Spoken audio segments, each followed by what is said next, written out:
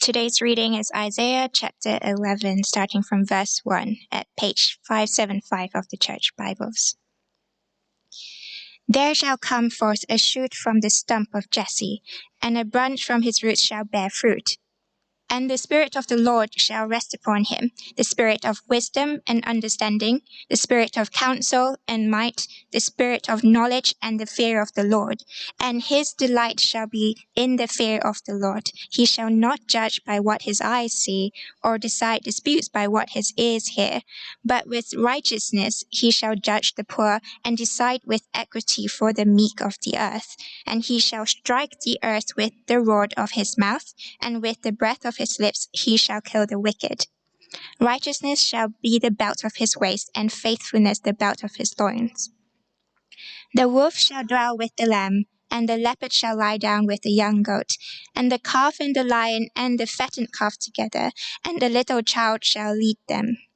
The cow and the bear shall graze, their young shall lie down together, and the lion shall eat straw like the ox. The nursing child shall play over the hold of the cobra, and the weaned child shall put his hand on the Eden's den. They shall not hurt or destroy in all my holy mountain. For the earth shall be full of the knowledge of the Lord, as the waters cover the sea. In that day the root of Jesse, who shall stand as a signal for the peoples, of him shall the nations inquire, and his resting place shall be glorious.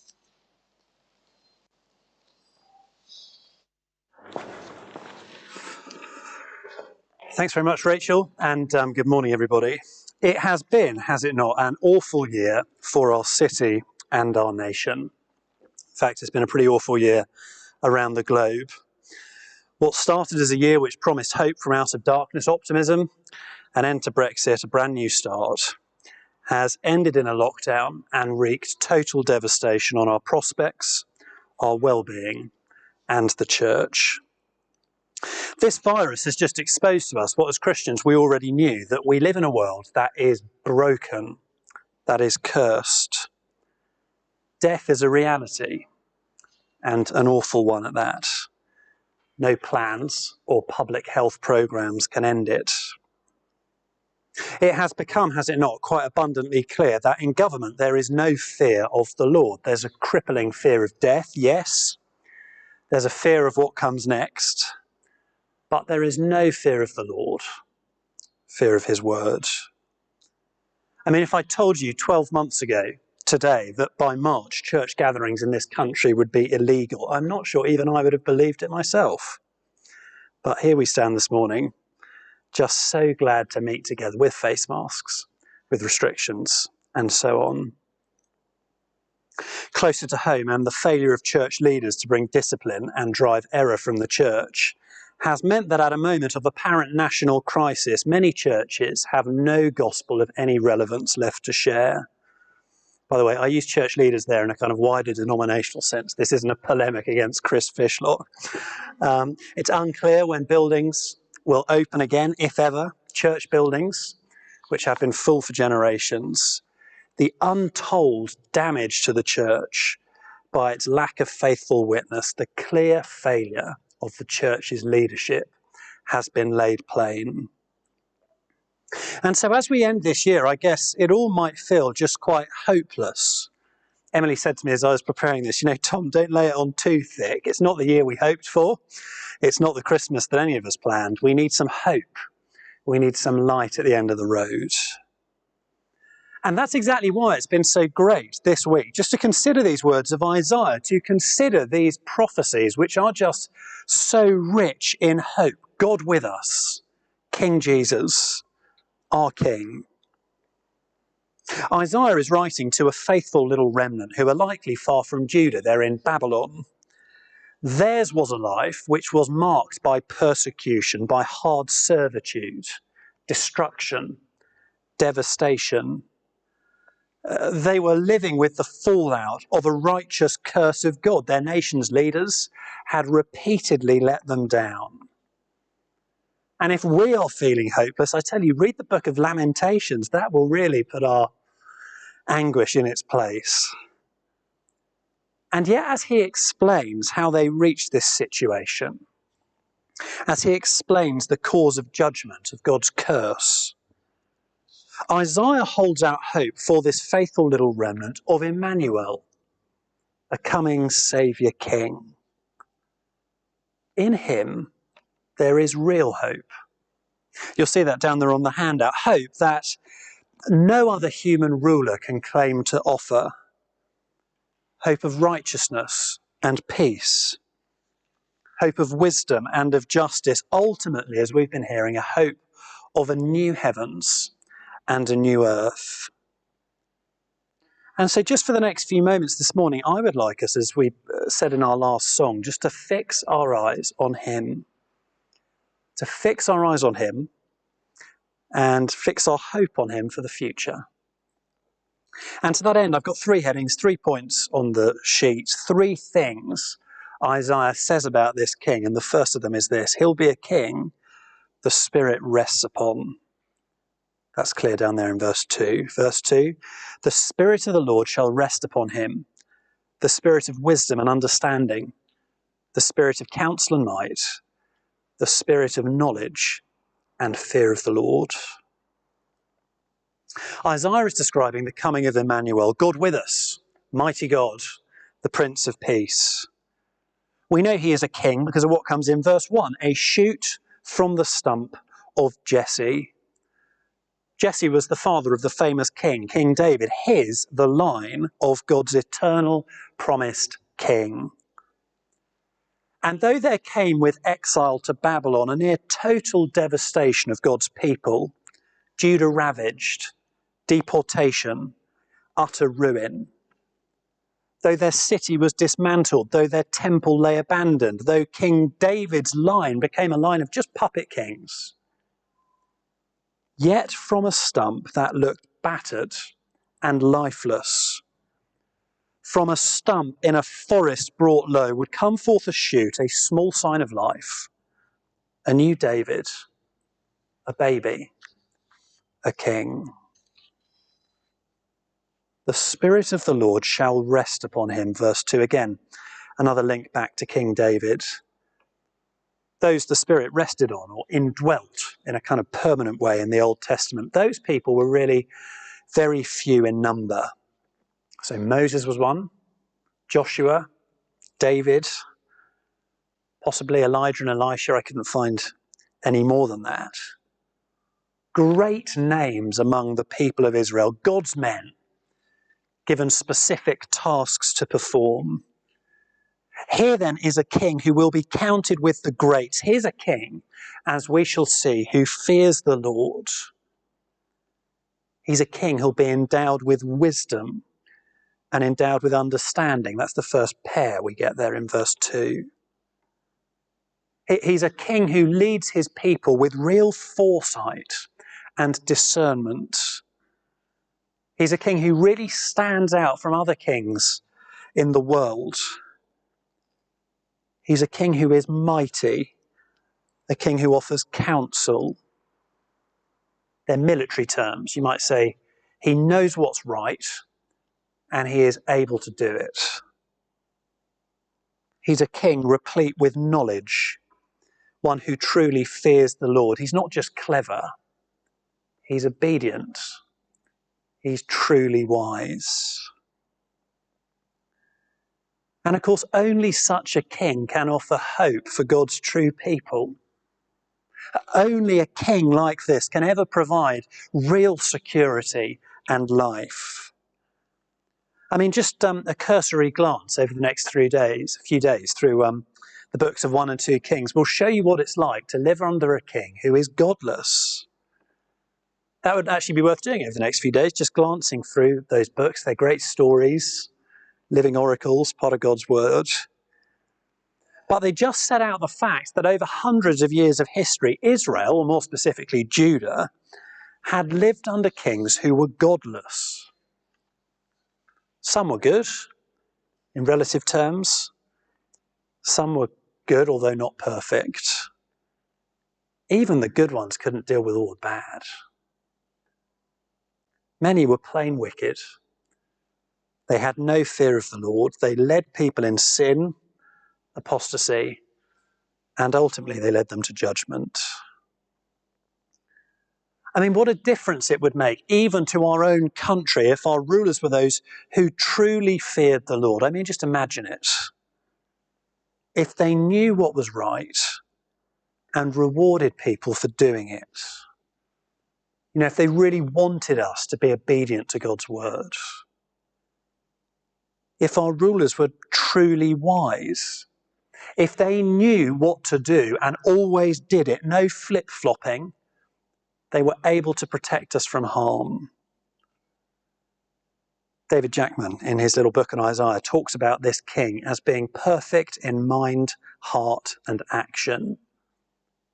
A king who offers hope, in whose kingdom there's security, a king replete with knowledge, and who is wise.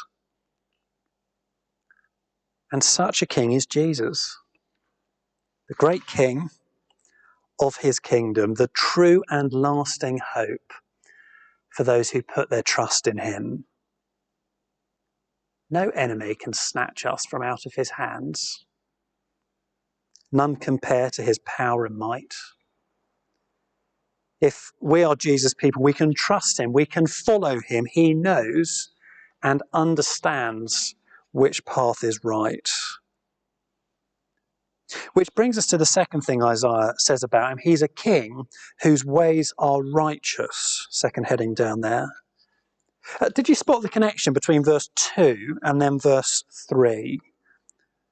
So verse 2, he's going to be given the spirit of knowledge and the fear of the Lord. That's what the Lord has given him. Verse 3, his delight shall be in the fear of the Lord. That is, with everything he has, he will delight in this holy reverence. He will embrace what has been given him by the Lord.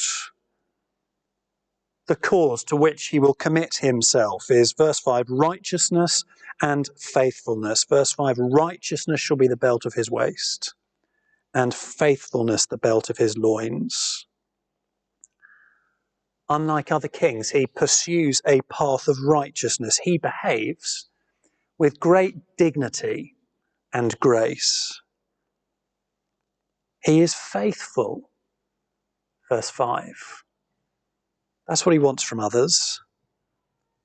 Unlike Ahaz, he entrusts himself to the Lord. And the picture of verse 4 is one of justice and of judgment. Verse 4, he shall not judge by what his eyes see, or decide disputes by what his ears hear. But with righteousness he shall judge the poor, and decide with equity for the meek of the earth. And he shall strike the earth with the rod of his mouth, and with the breath of his lips he shall kill the wicked. One thing that's really struck me over the last 6 months of this year is just the scale of human wickedness on the earth. I mean, it's plain in society, isn't it? You could read about it on the news. We heard some of those things mentioned in our prayers, but it's there too in the church, among those who claim to be God's people. Malice and slander, corruption, self-interest, righteous men getting in trouble for doing what's good. And of course, so often in our world and in our present context, that kind of malicious accusation is compounded by the sheer bias of authorities.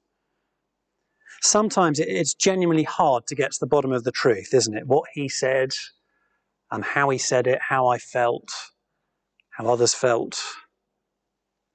Often it's compounded by institutional bias, some kind of agenda, a particular slant on the truth. Yet note how this king judges. Verse 3, not by what his eye sees, not by what his ear hears, not in other words, just by mere appearances. He knows the truth and is free from bias. Verse 4, there'll be no positive discrimination on the day that he judges. Equity, righteousness, judgment and justice. Here's a leader free from bias whose concern is with true righteousness, with truthfulness, with faithfulness, with actually punishing sin. A king who will condemn all the wicked of the earth, a king whose ways are righteous and they're good. Imagine being led by one whose motives can't be questioned, being judged by one whose word you just know is always true. Emmanuel brings hope which human rulers cannot offer. He is righteous. He fears God. His ways are good. And yet, perhaps most wonderfully, in the grip of this virus, as we deal with death, as we deal with disease, and as we groan, thirdly, he is a king who will mend creation's curse, a king through whom the whole earth will fill with knowledge of the Lord. The picture of verse 6 is of good and perfect order, creation as intended, like it was before the fall.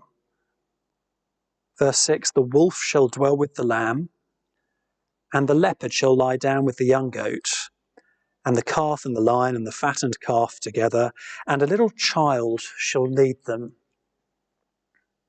Predators and prey, animals, humanity, all in right relationship with each other.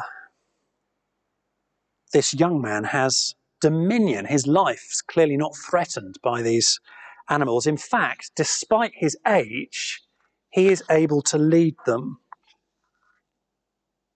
Verse 7, the cow and the bear shall graze. Their young shall lie down together, and the lion shall eat straw like the ox. The nursing child shall play over the hole of the cobra, and the weaned child shall put his hand on the adder's den. They shall not hurt or destroy in all my holy mountain, for the earth shall be full of the knowledge of the Lord. The enmity endowed between the serpent and humanity, the curse that resulted from mankind's fall, from the sin of Adam. That curse is now removed such that kids can play with cobras, such that children can dangle their hand into an adder's nest. God's purpose in creation is complete in this new cosmos. The earth shall fill with knowledge of the Lord. Whichever way you turn, there are people who resemble him, who know him, who reflect him in the world. That curse that God has placed on the whole of creation, which brings death, which brings pain, which makes us groan, that curse is now removed as God dwells among his people. The whole earth, verse 9, is now the mountain of the Lord. It's worth saying, I think, that when we get to the New Testament, we often get a slightly different angle on things from how they're presented to us in the Old. I've tried to illustrate that on your handout with a little diagram I think I stole from a guy called Graham Goldsworthy, but then I couldn't find it in his book when I looked for it, so I probably nicked it from somebody else. But prophecies like this in the Old Testament, which at first seem to portray one event, are explained in the New as being made in reference to two different times. We might say there's a clear distinction between Jesus' first coming and the next. A shoot from Jesse has come. We know his name is Jesus, and he now rules over his kingdom by his word. But so his second coming will see a mending of this curse, a new heavens, a new earth, where God dwells. And on that day there will be justice and relief from all our pain. There'll be freedom, restoration, creation remade. No other human ruler can address creation's curse, can beat evil or discomfort or disease.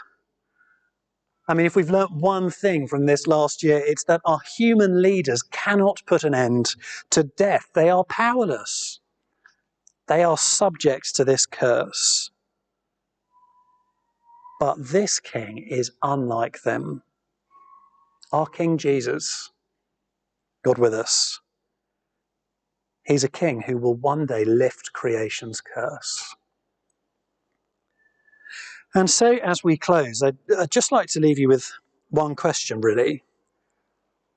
Why ever would our hope be in somebody less? I mentioned at the start, this year felt very much like a new beginning, didn't it? A new start, a new government, a new leader. Now, depending on your politics, of course, you might have been more or less optimistic about the next little bit of our history, about our prospects as a nation in this new world. Over the pond, and President Biden he'll typify what some people hate, but he'll do lots of good. He'll be different from the Donald. Yet he will not fix the problems of this world.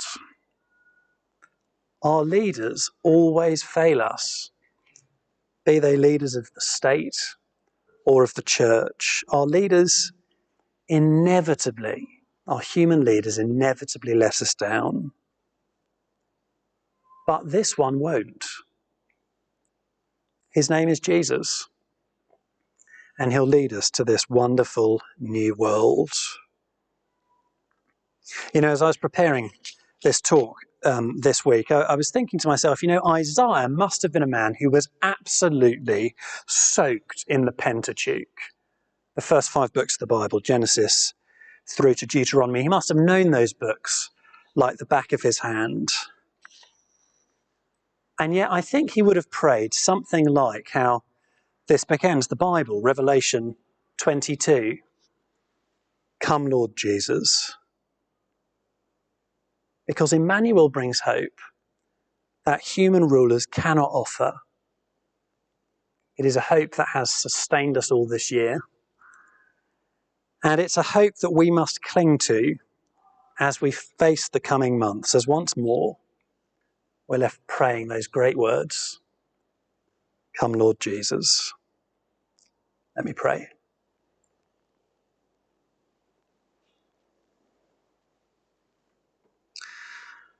Lord Jesus, we thank you that we are members of your wonderful kingdom where you rule us and you lead us by your word.